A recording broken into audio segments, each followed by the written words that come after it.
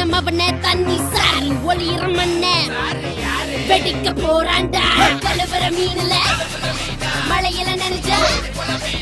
You better keep on running, don't stop. Now back to the beat, yo.